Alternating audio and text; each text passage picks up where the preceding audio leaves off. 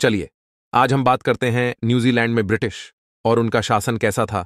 इसको हम 2 चैप्टर में देखेंगे और पार्ट 2 जल्दी आएगा, उसके लिए सब्सक्राइब कर देना। ब्रिटिश शासन की स्थापना। 1.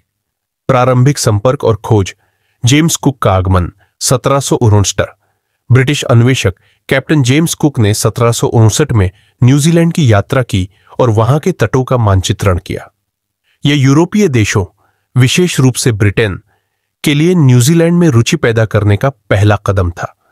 प्रारंभिक मिशनरी और व्यापारी 19वीं सदी की शुरुआत में मिशनरी और व्यापारी न्यूजीलैंड आए, जिन्होंने माओरी समाज के साथ व्यापारिक और सांस्कृतिक संपर्क स्थापित किए। 2. स्थायी बसावट कठिनाइयों का सामना। शुरुआती यूरोपीय बसने वालों को माओरी और कठिन जलवायु परिस्थितियों के साथ कई चुनौतियों का सामना करना पड़ा। व्हेलिंग और सीलिंग। व्हेलिंग और सीलिंग उद्योग ने न्यूजीलैंड में यूरोपीय बसावट को बढ़ावा दिया और कई यूरोपीय निवासियों को आकर्षित किया। 3. ब्रिटिश संप्रभुता की घोषणा। Treaty of Waitangi 1840। 6 फरवरी 1840 को न्यूजीलैंड के उत्तरी द्वीप में वेटांगी में ब्रिटिश क्राउन और माओरी प्रमुखों के बीच एक समझौता हुआ, जिसे ट्रीटी ऑफ वेटांगी के रूप में जाना जाता है। इस संधि के तहत माओरी प्रमुखों ने ब्रिटिश क्राउन को संप्रभुता सौंप दी और बदले में माओरी भूमि अधिकारों और अन्य विशेषाधिकारों की गारंटी प्राप्त की। कॉन्फ्लिक्ट एंड रेजिस्टेंस संधि के बाद भी माओरी और ब्रिटिश अधिकारियों के बीच संघर्ष और प्रतिरोध जारी रहा, क्योंकि कई माओरी प्रमुखों ने संधि की शर्तों का विरोध किया। प्रमुख कारण। 1. व्यापारिक हित। प्राकृतिक संसाधन। न्यूजीलैंड में प्राकृतिक संसाधनों की प्रचुरता, विशेष रूप से लकड़ी, फलों और खनिज, ने ब्रिटिश व्यापारियों और उपनिवेशवादियों को आकर्षित किया। व्हेलिंग और सीलिंग। व्हेलिंग और सीलिंग उद्योग ने यूरोपीय व्यापारियों को न्यूजीलैंड की ओर आकर्षित किया और व्यापारिक गतिविधियों को बढ़ावा दिया। 2. भौगोलिक रणनीति। प्रशांत क्षेत्र में प्रभाव। ब्रिटेन ने प्रशांत क्षेत्र में अपने प्रभाव को बढ़ाने और अन्य यूरोपीय शक्तियों, विशेष रूप से फ्रांस, के साथ प्रतिस्पर्धा करने के लिए न्यूजीलैंड को एक रणनीतिक आधार के रूप में देखा। सैन्य ठिकाने। न्यूजीलैंड का भौगोलिक स्थान ब्रिटेन को प्रशांत महासागर में एक महत्वपूर्ण सैन्य ठिकाना प्रदान करता था। 3. सांस्कृतिक और धार्मिक कारण। मिशनरी गतिविधियां। ईसाई मिशनरियों ने माओरी लोगों के बीच ईसाई धर्म का प्रचार करने और उनके जीवन में सुधार लाने के उद्देश्य से न्यूजीलैंड में उपस्थिति स्थापित की। सभ्यता का प्रसार। ब्रिटिश उपनिवेशवादियों का मानना था कि वे माओरी समाज को सभ्यता और आधुनिकता की ओर ले जा रहे हैं। 4. जनसंख्या विस्तार, अतिवृद्धि और भूमि की मांग। ब्रिटेन में जनसंख्या वृद्धि और भूमि की कमी ने न्यूजीलैंड जैसे नए क्षेत्रों में बसने के लिए ब्रिटिश लोगों को प्रेरित किया। पारिवारिक बसावटें। ब्रिटिश परिवारों ने बेहतर जीवन और अधिक भूमि की आशा में न्यूजीलैंड में बसना शुरू किया। 5. राजनीतिक और कानूनी ढांचे का निर्माण। कानूनी और प्रशासनिक नियंत्रण। ब्रिटेन ने न्यूजीलैंड में कानूनी और प्रशासनिक नियंत्रण स्थापित करने के लिए राजनीतिक संस्थानों और विधियों की स्थापना की, जिससे ब्रिटिश कानून और प्रशासन लागू हो सके। संधियों और समझौतों।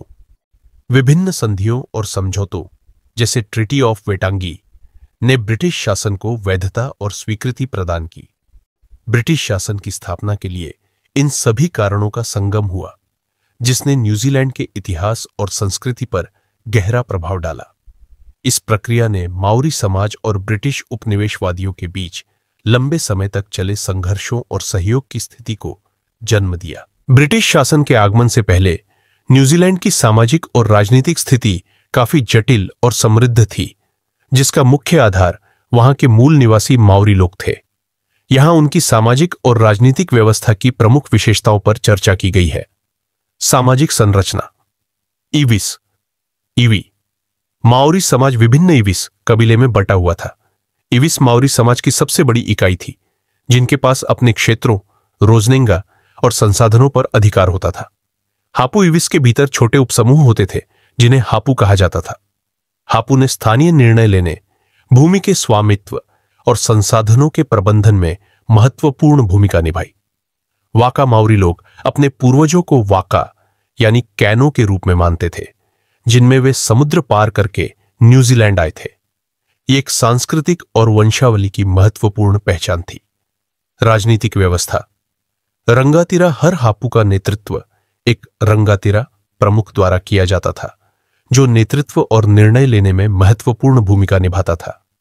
कौमातुआ बुजुर्ग या वरिष्ठ सदस्य, जिन्हें कौमातुआ कहा जाता था, महत्वपूर्ण मामलों में परामर्शदाता के रूप में कार्य करते थे। रुणांगा सामुदायिक सभाएं, जिन्हें रणांगा कहा जाता था, जहां प्रमुख मामलों पर चर्चा और निर्णय लिए जाते थे। संस्कृति और धर्म। टिकांगा माओरी समाज की जीवन शैली और परंपराओं का एक महत्वपूर्ण हिस्सा टिकांगा था, जिसमें उनके नियम, रीति रिवाज और नैतिकता शामिल थी। माना व्यक्तिगत और सामुदायिक प्रतिष्ठा और शक्ति का एक महत्वपूर्ण तत्व था, जो सामाजिक स्थिति और प्रभाव को दर्शाता था। तपू तपू पवित्रता और निषेध का एक महत्वपूर्ण सिद्धांत था, जो सामाजिक व्यवहार और नियमों को नियंत्रित करता था। अर्थव्यवस्था। कृषि और मछली पकड़ना। माओरी लोग कृषि और मछली पकड़ने में निपुण थे। उन्होंने कुमारा, शकरकंद, टारो और अन्य फसलों की खेती की और मछली पकड़ने और शिकार के माध्यम से भोजन प्राप्त किया। हस्तकला। माओरी लोगों की हस्तकला, जिसमें बुनाई, लकड़ी की नक्काशी और हड्डी और पत्थर की कलाकृतियां शामिल थी, उनके जीवन का महत्वपूर्ण हिस्सा थी। युद्ध और संघर्ष। मुस्केट युद्ध। 19वीं सदी की शुरुआत में माओरी ईविस के बीच मस्केट के कारण संघर्ष हुए, जो माओरी समाज में शक्ति संतुलन को प्रभावित करने वाला एक महत्वपूर्ण कारक था। माना और सम्मान।